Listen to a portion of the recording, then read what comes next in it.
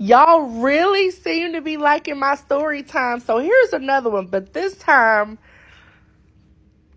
it's about an aide. Don't tussle, don't tussle. My fellow CNAs, don't be mad at me. But y'all know y'all be on some bullshit too. Just stay with me. So on this day, I was working second shift. And at this particular place, second shift is from 3 to 11. This is another one of those facilities where you go in and you have to cook the dinner. Like the aides have to physically cook breakfast, lunch, or dinner. And sometimes it's meals like damn near from scratch. I go in, I clock in, I start my shift, and there's no other aide there. So at this point, I don't know who I'm working with. Then the supervisor texts me and she lets me know that the aide that I'm working with is going to be late, but she is coming. So I'm like, cool. So I go ahead in the kitchen and I start making dinner.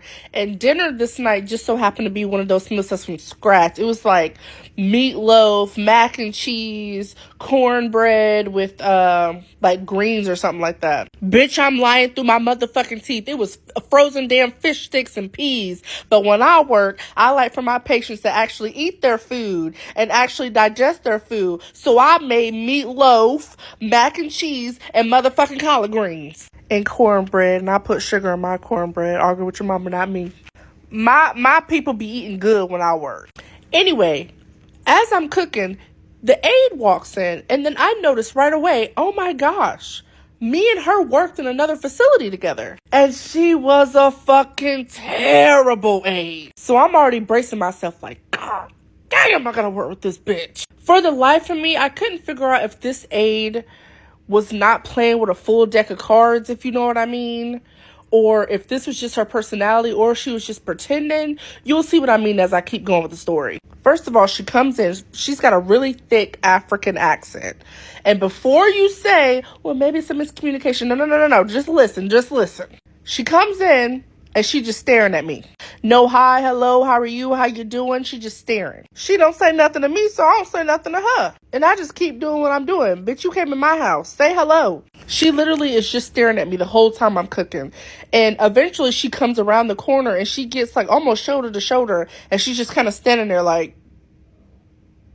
So then I finally decided to break the damn awkwardness. I'm like, hello. She's like, oh, hey, I'm going to be working with you. I'm thinking, bitch, obviously, okay. So the routine usually in these kind of settings is usually one aide will do the cooking and then the other aide will go check on the call lights while the other person is in the kitchen cooking. And then after dinner, usually the other aide that did not cook does the dishes. So this is exactly what I tell this aide. And then she goes, I don't do kitchen work. Well, bitch, you're gonna do some kitchen work today. The fuck? I'm like, what you mean you don't do kitchen work? That's what you do here. That's part of the job here. No, I don't do kitchen work. I'm like, you know what? Let me pick my battles. I'll just do the damn dishes and everything as long as while I'm doing that, you're answering the call lights. Because how it works is while someone's in the kitchen and then the other aide is doing the call lights and stuff, after dinner and stuff over, then we come together and we do our check-in changes together. Again, this is what I tell her. She then goes, okay. And she walks over to the table and just sits her ass down and is watching me. I'm like, what in the fuck? First of all, it's making me really uncomfortable that she's staring at me like that. But I'm like, you know what? It's okay. I'm like, maybe she tired. Maybe she done had a hard day. Maybe she gonna get up eventually. So then eventually I hear zzz, zzz, zzz, zzz, and it's the call light going off. We have pagers. It's vibrating. And I'm just looking at her seeing if she gonna get it. She don't. And it's really pissing me off. So then I pause cooking, which I'm really not supposed to do because some of the people in this house have dementia and we're not supposed to leave the hot stove unattended. But I'm like, let me go answer this call light. I go in there, I answer the call light, I come back out. She's still sitting out on her phone on the table doing fucking nothing. I'm trying my best not to go off and to have a good shift. So I'm like, you know what? This house is not crazy call light heavy. So maybe they won't call until I'm done with dinner. I was wrong. Just when you think you're going to have a good day, everybody calling for every fucking thing. Like 20 minutes go by and I'm answering all the fucking call lights.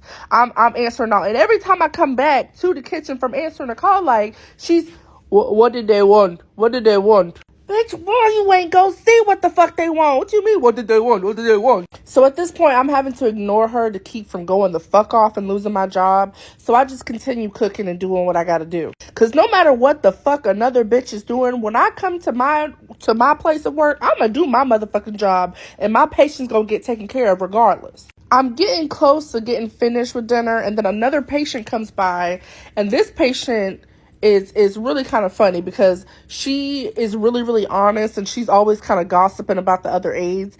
And she sees this other aide, and her eyes are like this. I said, why are you looking at her like that? And the patient is like, and I get real close to her, and she proceeds to tell me, she goes, have you seen her eat? I'm like, have I seen her eat? What do you mean? She goes, she's waiting for you to finish cooking so that she can get a plate and eat. And then when she sits down to eat, it's terrible. I said, what do you mean terrible? What does she do? She goes, just watch. Just wait. It's terrible. I can't even stand to be near her when she's eating. So then at this point, I'm like, hold up. She's been here before? This bitch is acting like she don't know what to do. Like she ain't answered a single fucking call light since she clocked in. So now I'm getting pissed because I thought this bitch was new and she just over here acting stupid because she don't want to work. Dinner gets finished. We're supposed to both help pass out dinner.